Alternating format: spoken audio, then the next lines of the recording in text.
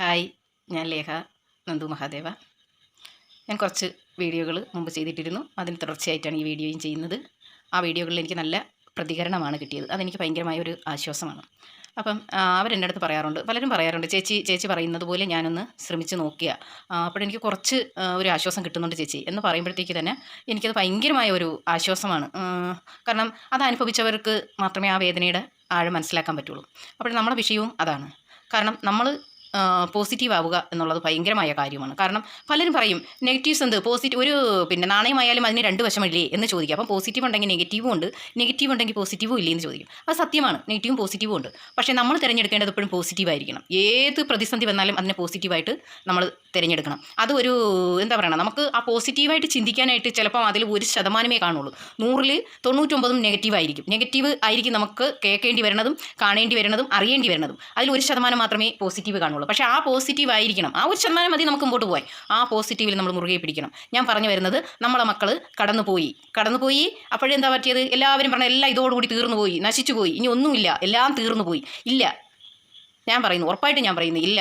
നമ്മുടെ മക്കളൊന്നും അങ്ങനെ തീർന്നു പോയിട്ടില്ല. നമുക്ക് വിശ്വസിക്കാം. അത് വേറെ ആർക്കും വേണ്ടിയിട്ടല്ല, നമുക്ക് വേണ്ടി നമുക്ക് വിശ്വസിക്കാം. അവർ പുനർജനിക്കും, ഉറപ്പായിട്ടും പുനർജനിക്കും. ഈ ആത്മാവ് ഇപ്പോൾ എൻ്റെ മകൻ, എൻ്റെ നന്ദുവിനെ എനിക്ക് കിട്ടി. അതിന് മുമ്പ് നന്ദു ഇല്ല എന്നുള്ളതല്ല എൻ്റെ അർത്ഥം. അല്ലെങ്കിൽ എൻ്റെ വയറ്റിൽ എൻ്റെ മകനായിട്ട് ജനിക്കുന്നതിന് മുമ്പും നന്ദു ഈ ലോകത്തുണ്ടായിരുന്നു. ഈ ലോകത്തോ ഏതോ ലോകത്തൊക്കെ ഉണ്ടായിരുന്നു. അതില്ല എന്ന് പറയാൻ നമുക്ക് പറ്റൂല, അങ്ങനെ സമർത്ഥിക്കാൻ നമുക്ക് പറ്റൂല. അതുപോലെയാണ് ഞാൻ പറയുന്നത്. നമ്മളെ മക്കൾ, അതായത് അമ്മമാർക്ക് വേണ്ടി മാത്രം ഞാൻ പറയുന്നതാണ്. നമ്മൾ അമ്മമാർക്ക് വേണ്ടി മാത്രം, അതേപോലെ ഭർത്താവിനെ നഷ്ടപ്പെട്ടവരും അങ്ങനെ പ്രിയപ്പെട്ടവർ, അത്രയും സ്നേഹത്തിൽ ആഴത്തിലിരിക്കുന്നവർക്ക് വേണ്ടി ഞാൻ പറയുന്നതാണ്. അവർ തിരിച്ചു വരും, ഉറപ്പായിട്ടും അവർ തിരിച്ചു വരും. ആത്മാവ് പുനർജന്മം എടുക്കും. സ്നേഹമുണ്ടെങ്കിൽ, നമ്മൾ അത്രത്തോളം സ്നേഹത്തിന് ആർത്ത് പിടിക്കുകയാണെങ്കിൽ അവർ നമ്മുടെ കുടുംബങ്ങളിൽ തന്നെ പുനർജനിക്കും. ഇല്ലയെന്ന് പറയാൻ ആർക്കും പറ്റില്ല. കാരണം അങ്ങനെ ഇല്ലയെന്ന് തെളിയിക്കാനായിട്ട് ഇവിടെ ഇതുവരെ ഒന്നിനും സംഭവിച്ചിട്ടില്ല. മനസ്സിലായ? അപ്പം നമ്മൾ അമ്മമാരെന്തായിരിക്കണം, നമ്മൾ ഊർജ്ജസ്വലമായിട്ട് നമ്മൾ അതാത് വിശ്വാസത്തിൽ, അത്രയും ഉറച്ച വിശ്വാസത്തിൽ കാത്തിരിക്കണം. നമ്മളെ മക്കൾ തിരിച്ചു വരും, ഉറപ്പായിട്ടും തിരിച്ചു വരും. പലതും പറയും, അതൊന്നും നമ്മളെ കാര്യമല്ല. നമുക്ക് മുന്നോട്ട് പോകാൻ പ്രതീക്ഷയും സ്വപ്നങ്ങളും പ്രതീക്ഷകളും നമുക്ക് വേണം. അത് വേണമെങ്കിൽ എന്ത് വേണം? നമ്മളെ മനസ്സിലാണത് ആദ്യമായിട്ട് അത് ഉറപ്പിച്ച് നിർത്താനുള്ളത്. അതുകൊണ്ട് നമ്മുടെ കുഞ്ഞുങ്ങൾ പോയെങ്കിൽ അതിനുവേണ്ടി കാത്തിരിക്കുക. പക്ഷേ ഇന്ന് ഇപ്പോൾ നാളെ വരും, മറ്റന്നാൾ വരുമെന്നല്ല, അതിനൊരു കാലമുണ്ട്.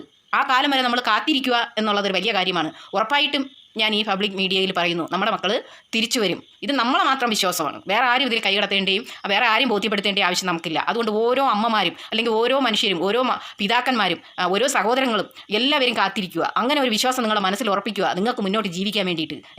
നമ്മുടെ മക്കൾ ഉറപ്പായിട്ട് തിരിച്ചു വരും. അതൊരിക്കലും ഒരു തമാശയല്ല. ഞാൻ വിശ്വസിക്കുന്നു, നിങ്ങൾക്കും വിശ്വസിക്കാം. ഞാൻ വിശ്വസിക്കുന്നു എൻ്റെ മകൻ തിരിച്ചു വരുമെന്ന്. ഞാൻ ഉറപ്പായിട്ടും വിശ്വസിക്കുന്നു. എൻ്റെ കുടുംബത്തിൽ എൻ്റെ മകൻ തിരിച്ചു വരും, എനിക്ക് അവനെ കാണാൻ പറ്റും എന്ന് ഞാൻ ഉറപ്പായിട്ടും വിശ്വസിക്കുന്നു. ഓക്കേ.